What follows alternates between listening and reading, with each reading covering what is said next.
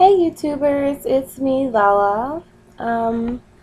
It's been a while since I made a video, and if you've seen my past videos, you saw that I did a video regarding clothes that I got for my baby to be, and she is already here.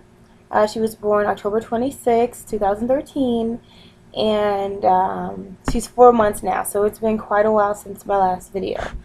Um, I guess since I didn't exactly make the videos like month by month or what have you, I decided just to do an update. I've noticed that a lot of videos do not have information about plus size women and their adventures. While I was pregnant, I only saw about maybe, I don't know, 2 or 3 women that, were plus size and made a video regarding their pregnancies and after. So with my pregnancy, I actually had to see a specialist because I have the sickle cell trait. So I got more ultrasounds than most women. But in the end, I actually lost probably about 30 pounds. Now, I lost 30 pounds, but my body looks worse. And I think for any woman after having a child, their body looks worse. And so I'm slowly but surely seeing my body kind of coming back together and forming in a way that if I had lost weight without being pregnant, how it would look. So it's getting better. But so if you lost weight and while you're pregnant and now you're not pregnant and you're like, what the hell? It'll come back together. Don't worry. Eventually. So, anywho, I'm probably planning to name this video Tearing Up because I want to talk about tears. Now, everybody knows they tell you to do Kegels so you don't tear in a downward fashion when you're pushing out your little bundle of joy. What people did not tell me, and what I did not see on the internet, is that you can in fact tear up. Oh yes, I found out the hard way because that's what happened to me. Now, I was Googling it on the internet, and there is limited information as if this only happens to a select few, but from the forums, there are so many women on there who have in fact torn up. So, let's talk about this. You can tear up. You can tear all the way up past your clitoris. Now, that is not what happened to me, but doing my research, that's what I found out.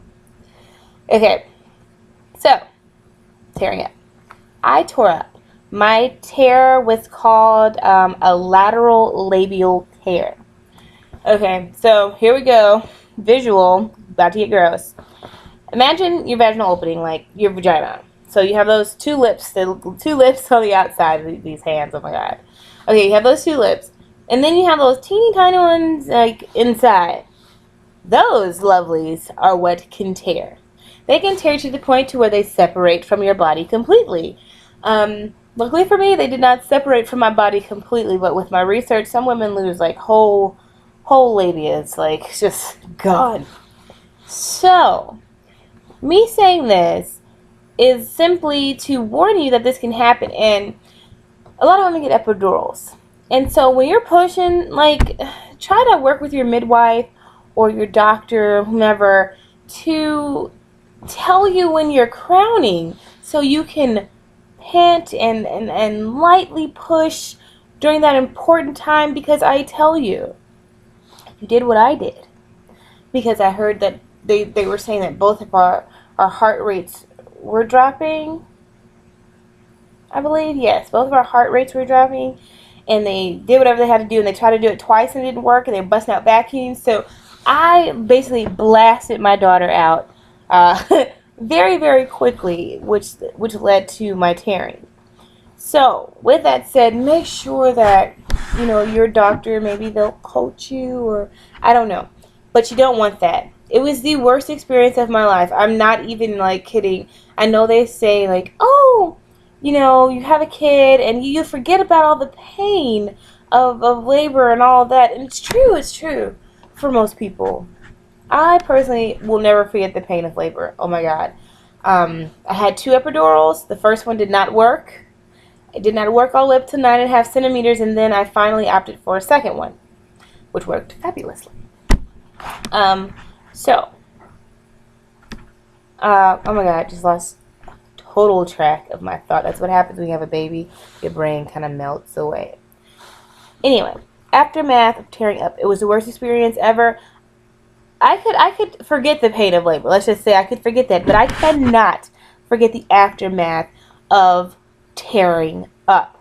So much pain, so much swelling, so much burning. You can't sit down. You can't stand up. All you can do is lay down. I promise you, all you can do is lay down. And it feels like it's this never-ending saga and that the light is nowhere to be found at the end of the tunnel. But it did only last 4 weeks. I use only loosely, okay? I use that word very loosely because it never feels like only. So, yeah, you can't stand up. If you're standing up for more than, I say, nah, I'll give you 15, 20 minutes, you're about to be in, like, excruciating pain in your crotches. That's what I started calling it when I tore up because it feels like a multiple. It feels like there's a lot going on down there. So I call it crotches. Lots of pain in your crotches. Oh my God, sitting down. Donuts did not help. None of that helped. What helped actually was my mother. When she came down here, she moved down, we used her folding, those chairs that you take to like a concert or an outside picnic, that kind of umbrella fold up. Well, she had those. Lifesavers. But also, I used my boppy. Oh my God. Best thing ever. Helped me sit down when I had to take my daughter to the doctor. Helped me sit down when I had to go somewhere because chairs are not your friend.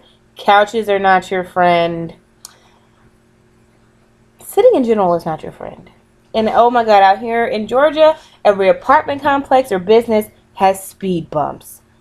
I didn't realize how many speed bumps there were until after I had my daughter. Yeah. Yes, so tearing up happens. I suggest that you research it. I suggest that you get yourself ready. The stitches are itchy, annoying, and stabby. There's a lot of them. It burns to urinate. Yeah, you have to try to, like, sit way forward when you go to the bathroom so it doesn't roll down. The urine doesn't touch the stitches because that, in fact, burns like no other. It's awful. They give you a little squirty bottle. I had the Dermablast. Did not help. I don't know if it's because I have sensitive skin. I have something called dermagraphia. So my body, if any type of pressure or anything gets on my skin, hives occur and all this craziness. And it causes welts. So it's super sensitive. So I don't know if that's why the Dermablast did not work for me. But it just made it burn even more. So I was not down with Dermablast. But oh my God, those witch hazel pads. I can't think of the real name of them, like the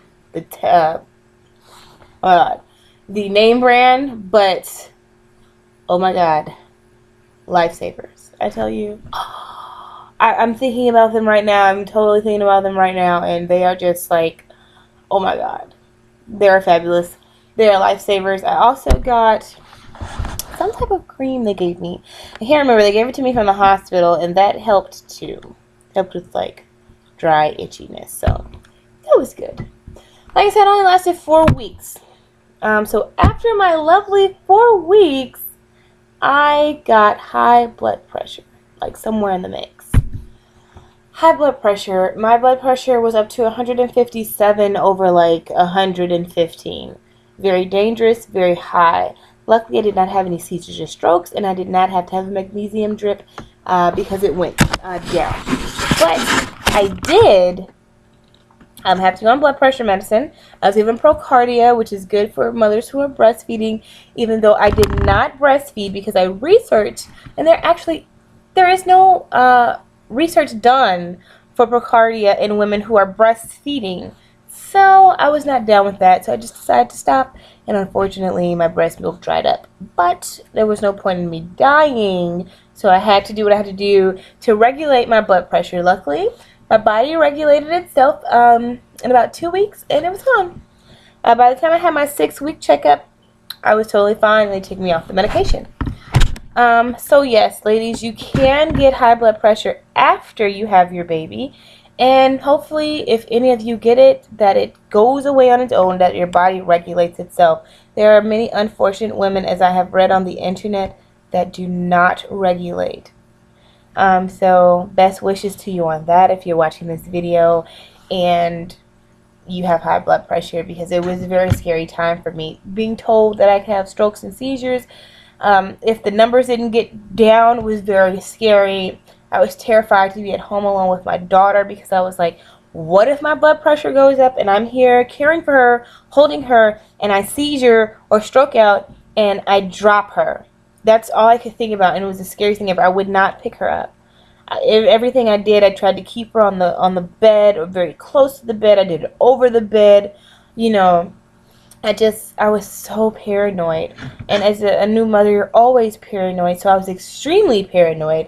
Being told that I had high blood pressure, and I know if they send you home that you're pretty much okay, but high blood pressure can spike whenever it damn well pleases, and so I was very cautious.